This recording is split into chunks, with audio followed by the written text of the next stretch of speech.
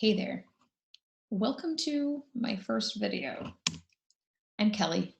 I was a middle school teacher, a manager of projects and teams, human resources person, and about 10 years ago, I started Little Bites Coaching to help people and organizations work better and feel better. And right now, March 2020, as the COVID-19 pandemic unfolds, working better and feeling better feels really hard. As I record this, we are entering week 2 of my family, the 5 of us, plus Wallace the dog, who you see here, at home together, alone, full time, working and kind of going to school. And I have not been excellent at it 100% of the time in week 1, but I do know a lot about productivity. I've worked with a lot of clients to help them figure out how they work best. And I wanted to share some tips and create a reflection point for you so that you can work better and feel better as much as you can in this new work from home space. So, in this short video, I'm going to share my top 2 tips in each of 4 categories: work, schedule, space, and energy. I suggest you jot down some notes while you listen and watch, either just on a good old piece of paper, or you can download from my blog. It's at littlebitescoaching.com. You can download the handouts version of this presentation if you want to write on here or refer back to it later. First step, work. Tip number 1, get clear on your big rocks. I have long been a fan of Stephen Covey's phrase, big rocks, to describe our most important work or top strategic priorities.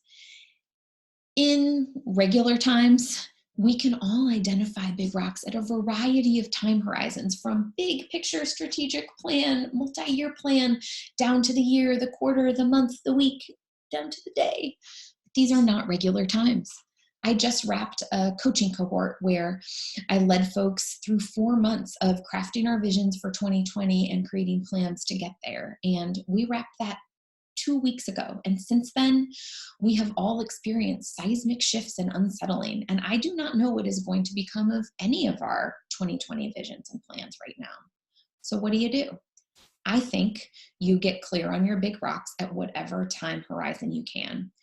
Choose 3 to 5 for the week tops and 3 for the day.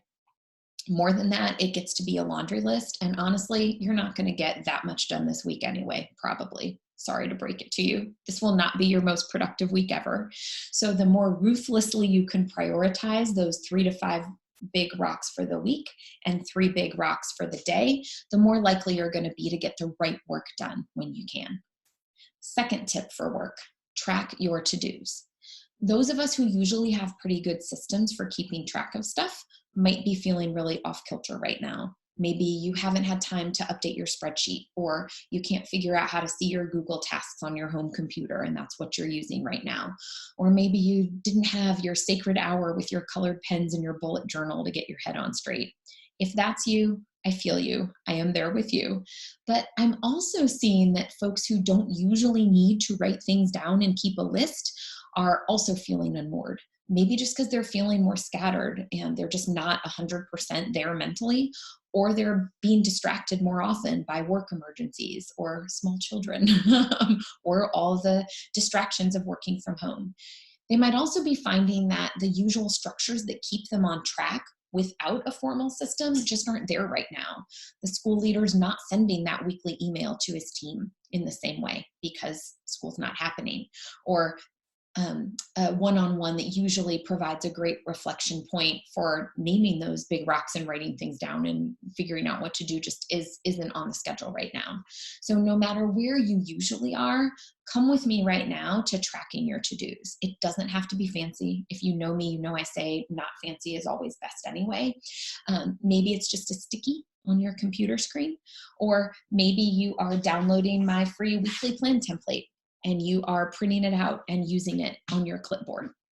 Whatever you decide to do, a reliable list that you can come back to is going to make you feel way better, especially when time is tight and you're getting pulled away more often than usual. Second category, schedule. First tip, create a flexible plan for your day.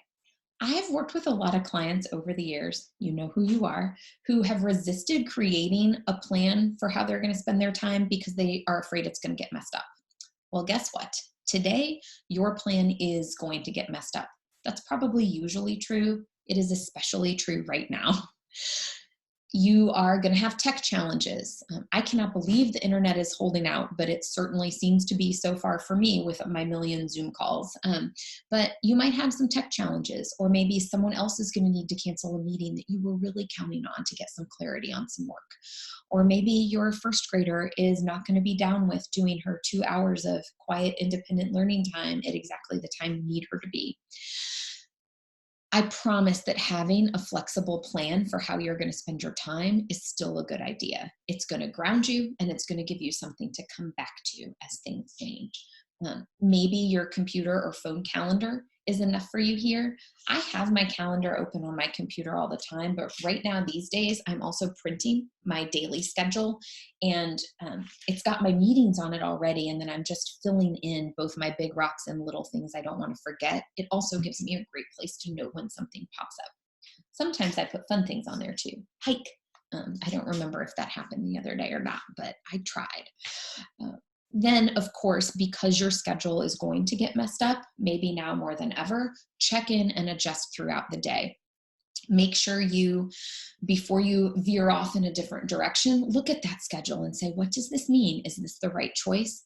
Anything you can do to spot complications early and adjust your course is gonna pay off.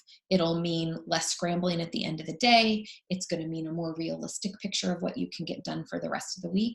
And it's going to mean you're carrying less stress into your family time at the end of the day because, of course, you are all home together spending that time. Third category, workspace. My theme for work and life right now is just do the best you can. And this is especially true when we're talking about workspace. Tip one, find your best spot. It will probably not be the perfect spot. It might actually be kind of a crappy spot. We don't all have a great home office setup.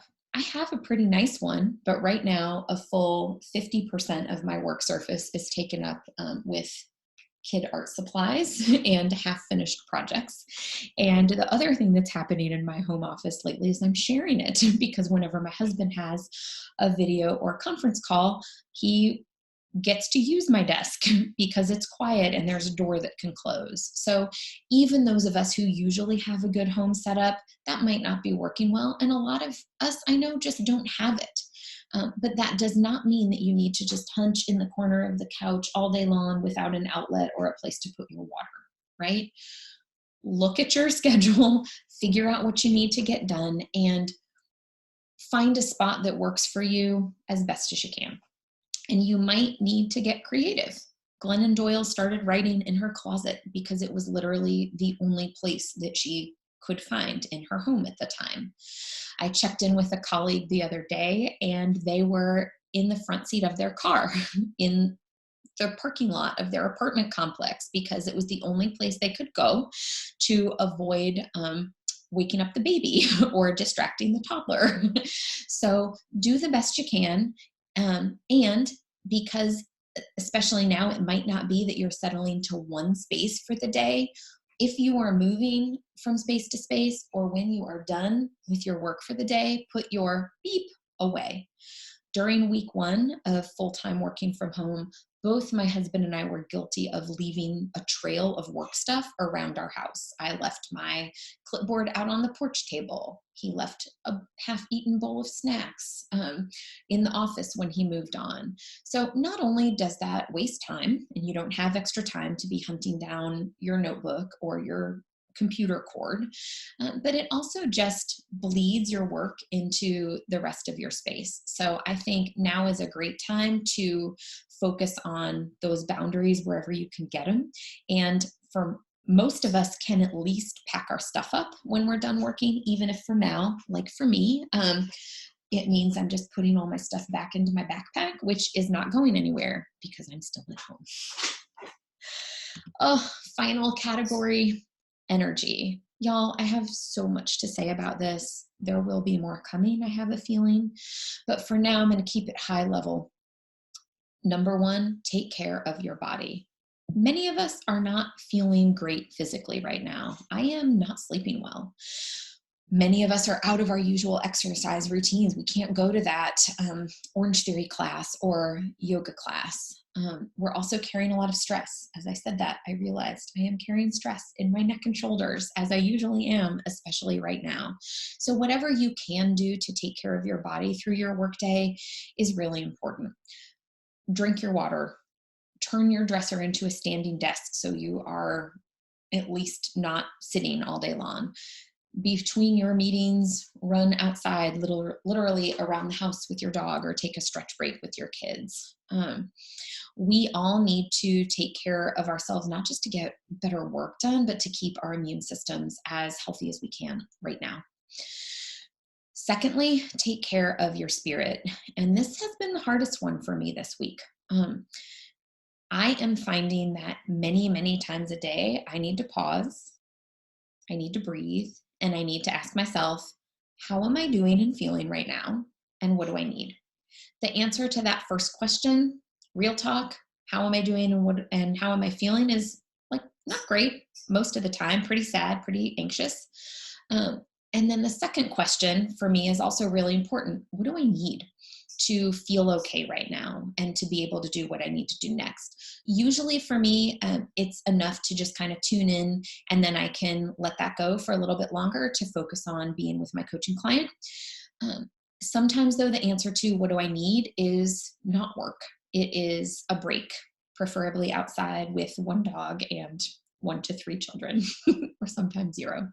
Maybe it's to text my grandma, or to decide to put my phone away and not look at the news. Whatever you need to do to keep yourself emotionally healthy during this time is also really important. And we are all going to need to find ways to fuel ourselves that might look and feel different, and might be different than we've had to do in the past. And I'm hoping that we can embrace some of these new opportunities. I, for example, am really loving seeing my friends' faces more often. I've started Zooming with my friends, and I never did that before. I only did it for work, and it's lovely. I'm also trying to take advantage of the flexibility in my schedule that is created by not driving anywhere and not managing anybody else's schedules, to actually do more rest and do more physical activity. So whatever it is for you that helps you take care of your body and spirit, tune into that and try to do it at least a little bit today. Whew, that's it. You can do this. Before you close out this video, I want you to take just a couple moments to choose your little bites for this week and for today. What resonated for you? What were you thinking about for your work, your schedule, your workspace, your energy? What do you want to commit to? Research says if you write something down, it is more likely to happen. So do that. And then if you share it with somebody else, out loud or in writing, it is even more likely to happen. So you can share that with me. I would love to hear from you on the social media. I'm really going to try, or via email. It's at the bottom. You can sign up for my newsletter to stay in touch, or share it with your colleagues and your people and tell them what you're thinking to help yourself work better and feel better this week, and see what they need and how you can support them. You can do this. Sending good energy and healthy vibes, and see you soon.